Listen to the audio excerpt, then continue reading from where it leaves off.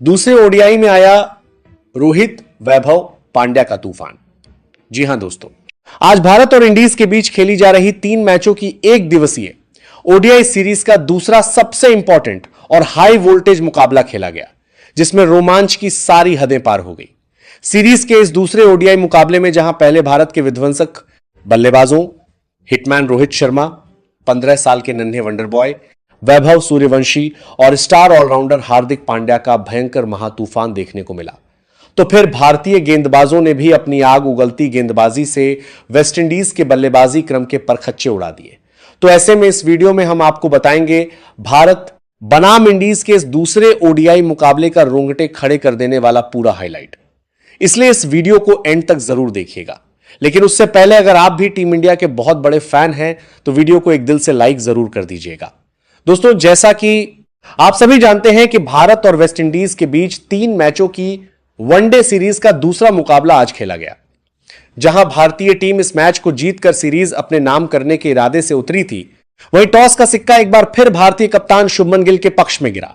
कप्तान शुभमन गिल ने बिना किसी हिचकिचाहट के पहले बल्लेबाजी करने का कड़क और बेखौफ फैसला किया और वेस्टइंडीज को पहले गेंदबाजी के लिए न्योता दिया, जिसके बाद भारतीय सलामी में भी किलबाजी करोड़े 2 बार की बरबार के पास पाती राहत जोड़ी मैदान पर उतरी।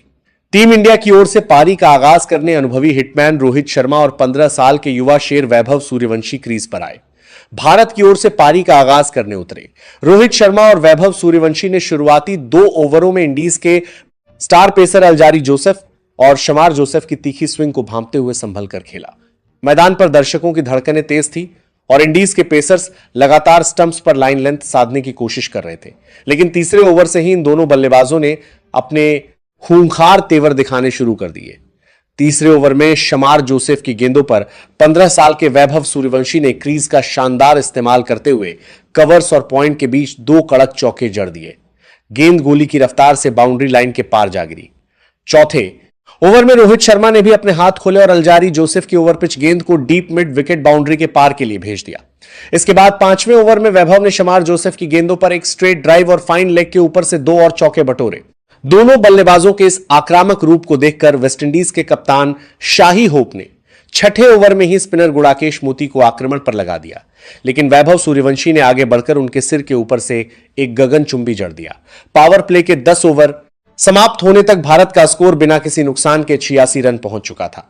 पूरे मैदान में भारत के नारे गूंज रहे थे। पावर प्ले खत्म होने के बाद भी दोनों ओर से बाउंड्रीज का सिलसिला थमा नहीं। वेस्टइंडीज के कप्तान ने गेंदबाजों के बदलाव का हर पंतरा आजमाया, लेकिन भारतीय ओपनर्स का मूड आज कुछ और ही था।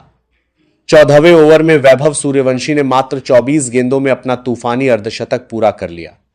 रोहित शर्मा ने एक छोर से कप्तानी अंदाज में एंकर का रोल निभाया और अपने सिग्नेचर पुल शॉट से जड़ते रहे, जबकि दूसरे छोर से 15 साल के वैभव सूर्यवंशी ने खारी पिए और अलजारी जोसेफ के स्पेल पर चौकों की भयंकर बरसात कर दी। वैभव और रोहित के बीच पहले विकेट के लिए मात्र 25 ओवरों में 212 रनों के रिकॉर्ड तोड़ ओपनिंग पार्टनरशिप हुई। इंडीज का पूरा बॉलिंग अटैक इस आतिशी साझेदारी के सामने बेबस और लाचार नजर आने लगा था। 26वें ओवर में गुड़ाकेश मोती की गेंद पर बड़ा शॉट खेलने के प्रयास में Rohit Sharma deep fine leg पर कैच आउट होकर पवेलियन लौटे। रोहित शर्मा ने 88 गेंदों का सामना करते हुए 14 कड़क चौकों और 7 आसमानी की बदौलत 130 रनों की आतिशी शतकीय पारी खेली। रोहित के आउट होने पर पूरे स्टेडियम ने खड़े होकर तालियां बजाई। रोहित के पवेलियन लौटने के बाद मैदान पर आए दुनिया के सबसे खूंखार ऑलराउंडर हार्दिक पांड्या। हार्दिक ने क्रीज पर कदम रखते ही अपने विस्फोटक इरादे साफ कर दिए। आते ही उन्होंने कैरेबियाई गेंदबाजों को आड़े हाथों लिया। दूसरी ओर 15 साल के वैभव सूर्यवंशी तो आज अमर इतिहास रचने उतरे थे। वैभव ने मात्र 76 गेंदों में ओडीआई क्रिकेट का अपना एक और ऐतिहासिक शतक ठोकर कर रहे थे दिया। शतक पूरा करने के बाद वैभव और भी ज्यादा आक्रामक हो गए। उन्होंने स्पिनर खारी पिए के एक ही ओवर में 3 लगातार गगनचुंबी जड़ दिए। वैभव सूर्यवंशी ने मैदान के चारों तरफ कड़क ड्राइव्स और विशालकाय की बारिश करते हुए मात्र 90 गेंदों में 17 कड़क चौकों और 10 गगनचुंबी की मदद से 164 रनों की अविश्वसनीय पारी खेली।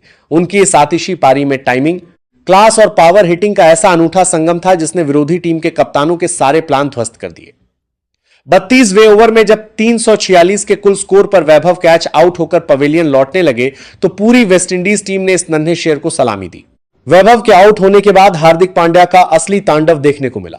हार्दिक पांड्या ने वेस्टइंडीज के गेंदबाजों की धज्जियां उड़ाते हुए मात्र 45 गेंदों में 8 कड़क चौकों और 8 विशालकाय की बदौलत 108 रनों की नाबाद और विध्वंसक शतकीय पारी खेल डाली।